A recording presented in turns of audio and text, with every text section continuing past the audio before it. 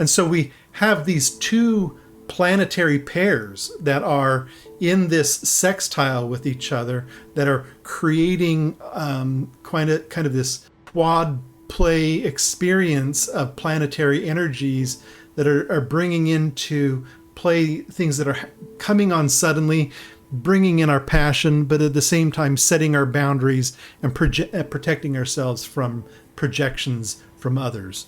So this is something to look out for as this transit forms and perfects itself on the 7th of July. And then getting back to the moon up here, opposite to the Uranus-Venus experience, the moon in Sagittarius, we've talked about before, is, especially with Jupiter in Cancer right now, is really this experience of deep healing. And Sagittarius is a sign of healing. It's the sign of the sage.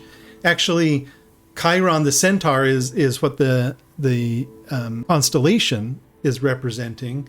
And it's ruled by Jupiter. And Jupiter's in Cancer, ruled by the moon. And so there is this mutual reception between the two of really diving into our emotional bodies and finding the trauma that's there and washing it out, really fleshing out the wounds that we've got and clearing that away.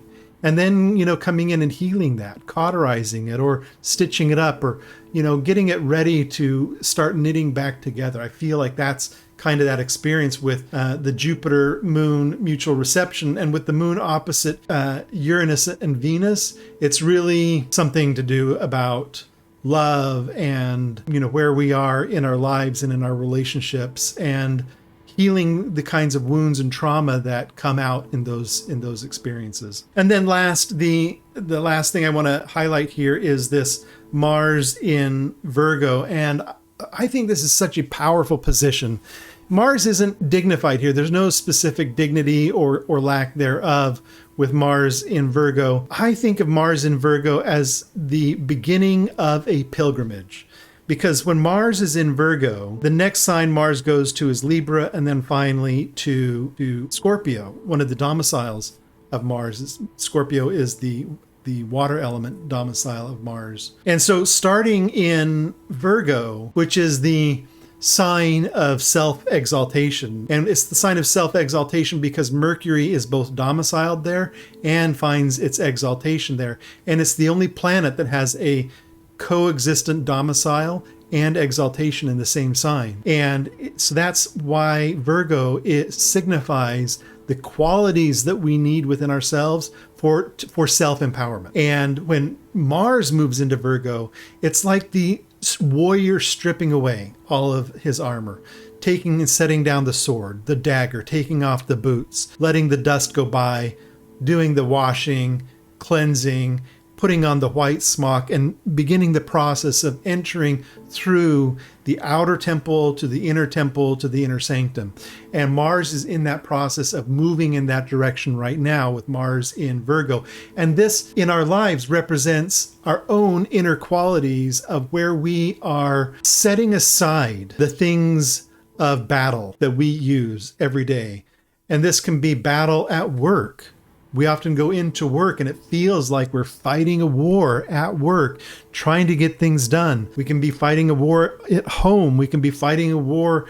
We can be fighting a real war, but I'm talking about kind of like right now, I'm talking about the internal things within inside of us where we have conflict, and taking those conflicts, setting them aside and saying, yeah, we haven't sorted that out yet, but we're just setting that aside right now so that we can do some purification and walk through the process of moving through the temples of self-empowerment, self-exaltation, finally into meeting the goddess when Jupiter moves into Libra, going to be opposite Mars's domicile of Aries. But that's okay, because soon in that weakened state, Mars finally comes to his own domicile of Scorpio. And it's a powerful place, Scorpio, and Mars is getting ready to move into that in the coming months. So Mars in Virgo is the start of this pilgrimage process.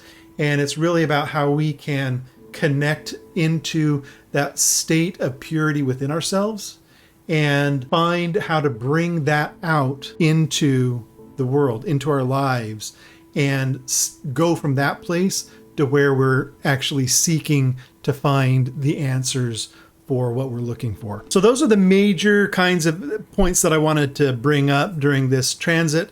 Let me just bring the screen back. So there's a lot of things going on, and I'm not going to walk through all of the transits for the month, which I think is something that we could do. I just wanted to keep this video short and sweet, and we'll be covering a few more things as the 2 lunations happen in July, both the new and the full moon. We'll be covering those, so stay tuned for those videos.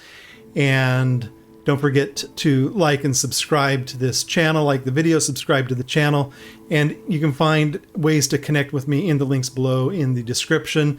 My website, different projects that I'm working on, marketwatchingthemoon.com, findyournova.com is where I do blogging and some writing about the transits and different astrological configurations. And of course, on my website, ryan-hunt.com. So looking forward to hearing from you. Please comment in the comments below how you like this video, and hope to hear from some of you soon. Feel free to book an appointment with me on my calendar, and we can dive into how some of these transits are affecting you personally. Until next time, keep your eye on the sky and make a wish upon a star.